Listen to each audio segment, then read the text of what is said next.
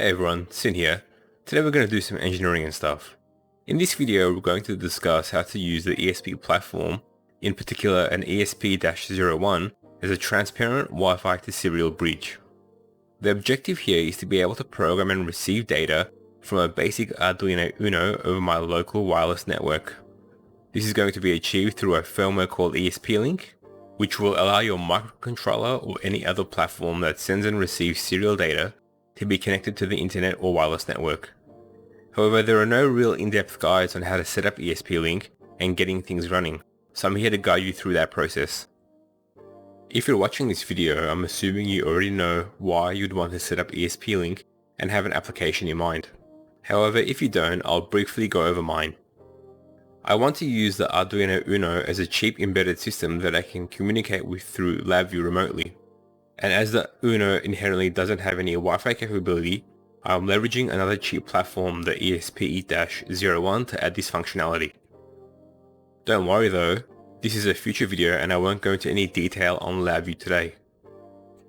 On screen now is how I've architectured the project to achieve this. Starting from bottom left, the Arduino is connected to the ESP-01 through its RX and TX pins, and data is communicated bidirectionally over UART. The ESP-01 is flashed with ESP-LINK and connected to the wireless LAN, and data is communicated bidirectionally over TCP/IP. A virtual COM port with TCP/IP redirection will be set up on your PC, which enables bidirectional communication with the ESP-LINK and pushes down the data to your target microcontroller or platform. Of course, you can adjust this architecture to whatever floats your boat. Now that that's out of the way, let's get started. The first step is going to be to flash your ESP device with ESP-LINK. I have gone into great detail in a previous video, linked below and on screen, on how to flash firmware to an ESP-01, including the circuit diagrams and hardware required, so go watch that video if this is your first time.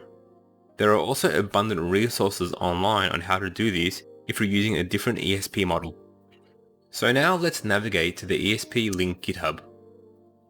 Once here, if we scroll down, we can see a blurb from G-Labs about all the features of this firmware. We are in particular going to cover the first two. You can read the rest in your own time. If we scroll down a bit further, there are a number of useful documents under quick links. Let's open hardware configuration and serial flashing in a new tab and save it for later. Scroll a bit further down and we can now come across the releases and download section. Select See All Releases, then select the firmware release of your choice. I'm going with the latest alpha released. However, if you encounter bugs or issues, just flash an earlier stable release instead. Navigate to the download link and well, download it. Once this is downloaded, configure your ESP-01 into flash boot mode and open up your ESP8266 flashing tool. I'm using the flashing tool made available by Expressive Systems, which is linked down below. Once we've opened up the flash tool for the ESP-01, you'll be presented with various settings. The settings on screen are for a ESP-01 8 megabit version, so you can simply copy them if you're using the same ESP-01 model. If you have a different model of an ESP or ESP-01, you can simply navigate back to the serial flashing page on the ESP-LINK GitHub. This will tell you what files are to be flashed to what memory address. Alternatively, if you just hover over the memory address field in the tool, a tooltip will show up specifying the same thing. Now once you've set all that up and have the correct file set to the correct address, select the COM port the ESP-01 is connected to and the correct baud rate. Then you just hit start and the flashing should begin. Don't worry if you mess it up, because either the flashing tool will fail the upload or the ESP will just do nothing and you will figure out pretty quickly that you need to reflash your ESP-01. Once it's done, reset your ESP-01 and you're ready to set up ESP-LINK. After serial flashing the ESP-01, ESP-LINK will create a Wi-Fi access point, which we will need to join to reconfigure into AP plus star mode. As for everything to function properly, ESP-LINK will need to join your existing Wi-Fi network so you're able to send and receive data from your serial device. I'll be using my mobile device to configure this quickly, but the process is the same if you're using a laptop or tablet. Navigate to your Wi-Fi settings and locate the SSID with the ESP prefix. Click to join the access point.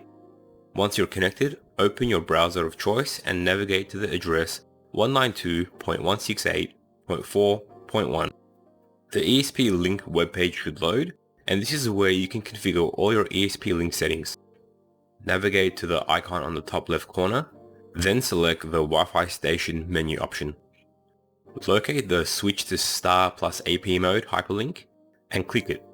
The page will update and indicate you are now in AP plus star mode. Scroll further down to the Wi-Fi associations area and locate your local Wi-Fi. Click the radio button and then fill out the network password and hit connect.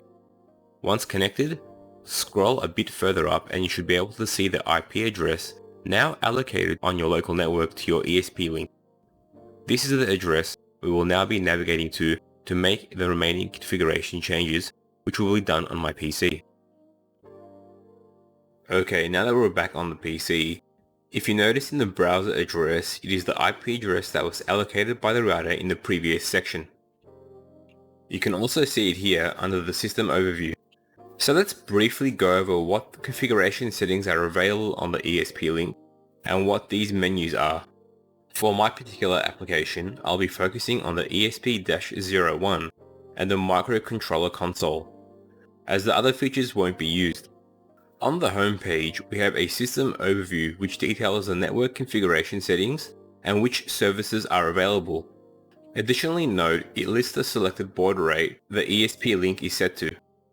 This is a static rate and it will not auto-adjust to match your device. Next we have the info area, which is just a blurb about ESP-LINK and some programming commands, but it is advised to use the documents on the ESP-LINK GitHub for clearer instructions. On the right we have the system details, which just summarizes the firmware information on your device. And finally, and most importantly, we have the pin assignment area. This is where you will specify what the pinouts of your ESP device will be. If we open the presets drop-down menu, we can see a list of supported devices. For this project I'm using the ESP-01, so I will select ESP-01. Notice now how all the drop-down fields below are auto-populated. You are able to adjust these to fit your application with all the available pinouts on your device. If you hover over each option, a tooltip will give you a brief description of what they are for. Reset is for resetting and programming the target microcontroller. ISP or flash is an additional programming signal.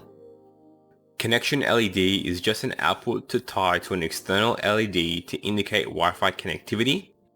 Similarly, the LED will just indicate the serial activity to an external LED, and UART pins are the TX and RX pins of your ESP device.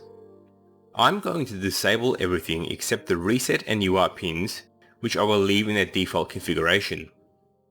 Once those changes are made, hit the change button, and you should get a pop-up message at the top indicating it was successful. After this is done, you're pretty much ready to go and wire everything up for testing. But before that, let's have a brief tour of the other ESP-LINK features. If you don't care, you can just skip ahead. We already know what the Wi-Fi station menu is for. It is for configuring the Wi-Fi modes and associations of the ESP device. Additionally, it lets you specify if you want to use a DHCP or static IP lease. Next, Wi-Fi Soft AP lets you configure the access point settings of ESP-LINK. If, for example, you want to use ESP-LINK as a standalone server outside your local network. The microcontroller console will be the most used page for our application. This is a web page based serial console that will relay the serial information from your serial device. You can reset the microcontroller using the reset microcontroller button. You can clear the console using the clear log button. You can set the baud rate ESP-LINK is using to match your serial device, along with the serial port parameter settings.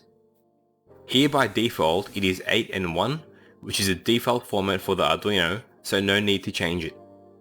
Below the console you have the console entry where you type your command along with the checkboxes to specify if you want to send a carriage return or a new line.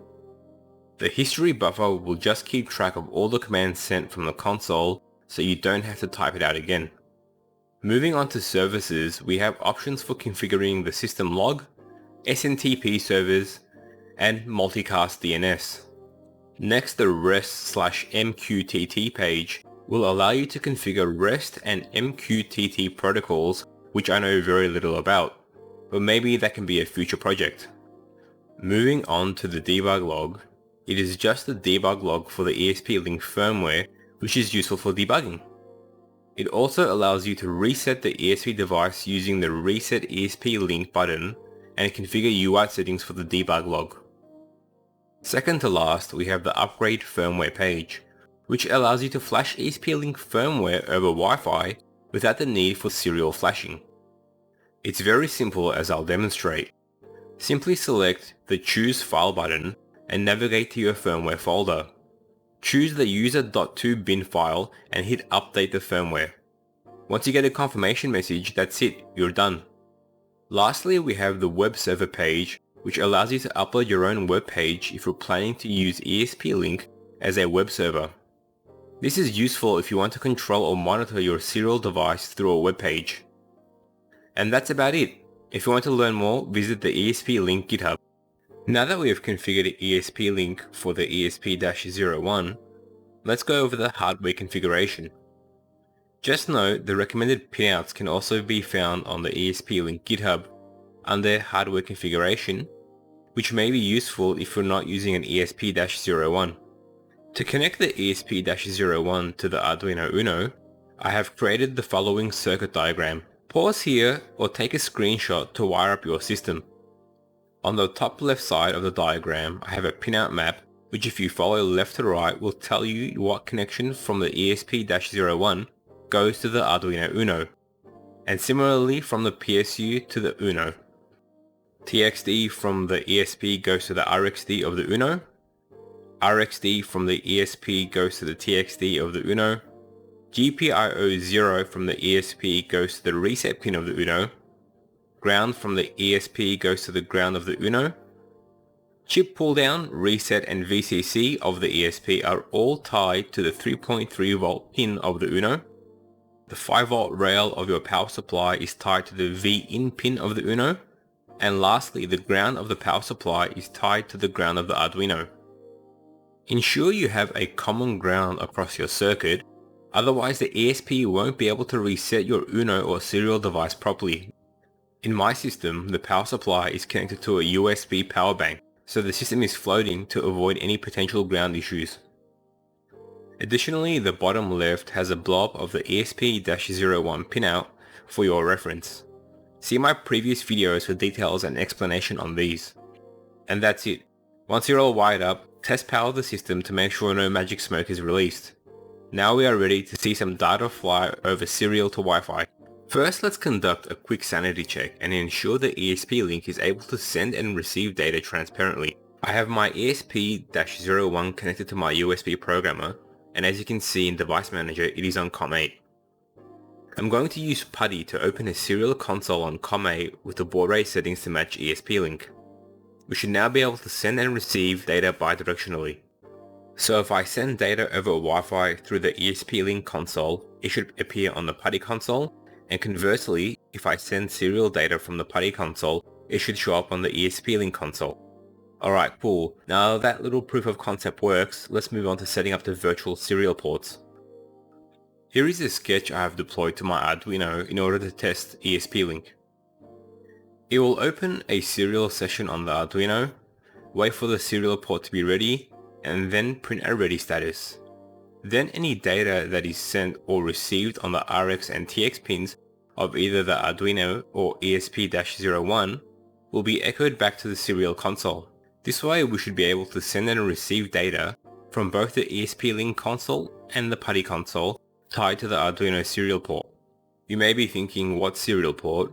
The Arduino isn't connected to the PC via USB according to the circuit schematic. That is correct, and in order to send and receive data from the Arduino over the air, we will need to set up a virtual COM port on our PC. The premise of this is detailed in our expanded system diagram. but essentially we are pointing our applications to a virtual COM port that will forward the serial data via a TCP IP redirector to the ESP-LINK, which should transparently pass through the serial data to the Arduino. Now there are two ways to do this from my research which are free. Use an open source program called COM in conjunction with COM2TCP, or use a closed source program called Hardware Virtual Serial Port, which is very easy to use. I will be using the latter, but I will demonstrate on how to set them both up. COM is an open source kernel level virtual serial driver for Windows. It will allow you to generate an unlimited number of virtual COM port pairs.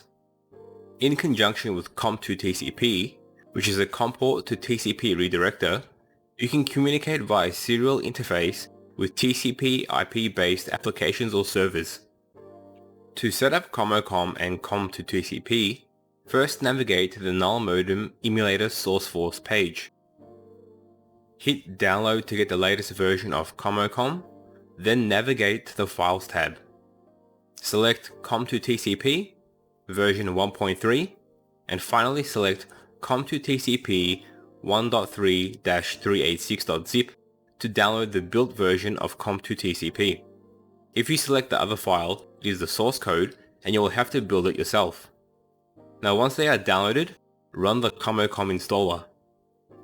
Once installation is finished, close the installer and run the setup program. This program will allow you to create your virtual COM port pair.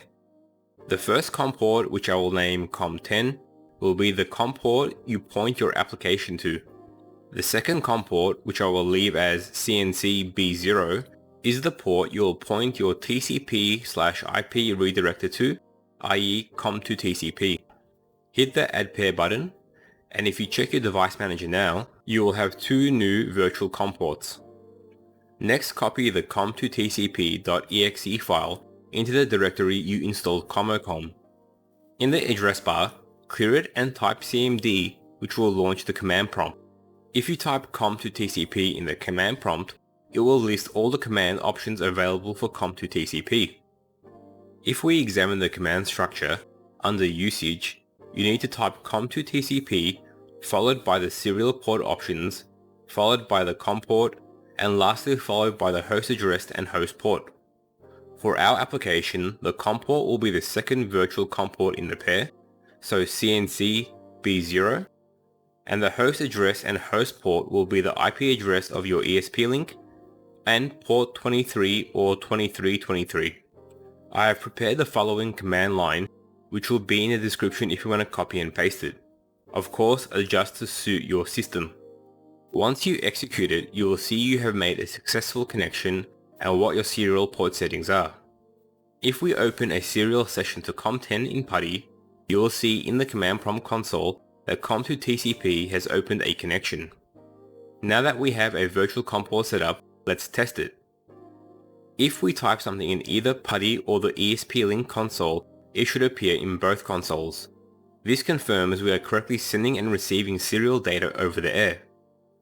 A kind of cheat way to confirm this is if we hit the microcontroller reset button, and the ready message should appear once the Arduino reboots. This is also a good way to confirm if ESP-LINK is able to reset the Arduino properly. And that's it for COM. Okay, now moving on to Hardware Virtual Serial Port. It is a closed source freeware program with a variety of features and it is straightforward to use. If you scroll down their webpage, it has a comprehensive amount of information available on how to install and configure the program. But it is pretty simple, just hit the download button for the Hardware Virtual Serial Port 3 single file, and once it's downloaded, run the installer. Once you have installed it, run Hardware Virtual Serial Port, and once it's opened you'll see a variety of tabs. We will be focused primarily on the Virtual Serial Port tab, as the default settings are fine for the scope of this project. If you want to learn more about the other tabs and the possible configurations, I strongly advise you read through the webpage as I mentioned earlier. To set up the virtual COM port as we did with COM, under the Virtual Serial Port tab, we need to specify the COM port name, the IP address, and the port number of ESP-LINK as we did before. Once we have done that, hit Create COM and once it's successful, you should be able to see the virtual COM port appear in your device manager. One cool feature I really like about this program is it shows you the number of bytes sent and received across the serial port and over your network, which is a great tool for debugging. So that's literally it in the configuration side, pretty easy. Now let's test ESP-LINK as we did before. Open a serial terminal through Putty and direct it to your virtual COM port, COM10 in my case. Once the session is open, you should see the status and serial port settings change on the hardware virtual serial port program to what we have specified in Putty. Great, we are now connected and ready to send data over the air. As before, we should be able to send and receive data on both the ESP-LINK and serial console simultaneously. One thing you will notice on the hardware virtual serial port application is as you send characters over the serial consoles, the byte counts will increment in the direction you're sending it. Notice if I send something from the ESP-LINK console, it increments in 3 bytes. That is 1 byte for the character, 1 byte for the carriage return, and 1 byte for the new line. But if I send something over the Putty console, it only increments by 1, as it doesn't automatically include any of the formatting. This is a great tool for debugging as it gives you an indication of the data being sent and if it's being sent successfully. In the case that data ends up in the Q column, it is an indication that one side of the communication isn't functioning properly. Alternatively, if you don't want to use Putty, you can use the Arduino IDE's serial monitor. Just select the virtual COM port in the Arduino IDE and open the serial monitor. It will work in the same way with the addition of handling the formatting for you. Now that we have everything up and running, let's upload some code to the Arduino UNO over Wi-Fi. Close the serial monitor of the Arduino IDE and select a sketch of your choice. I will be using the basic serial read-write sketch I uploaded earlier in the video. Make sure you have the correct COM port selected and then hit upload. The programmer should then begin to upload code to your Arduino. You will note that everything is going well from the verbose output of the Arduino IDE. If you are getting timeout or sync issues, recheck your circuit and ESP-LINK settings and try again. Additionally, you can observe in the ESP-LINK serial console random characters being displayed. And in the virtual serial port application, you can see that the data is being transmitted during the upload. Once it's finished uploading, let's test the code by resetting the Arduino through ESP-LINK. And once we do, we should receive a confirmation message from the Arduino once it reboots. And we do. And that's it for this project.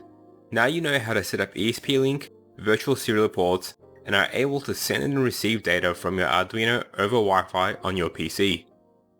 I hope you enjoyed this guide, and if you did, please like, comment and subscribe, and I'll see you in the next part.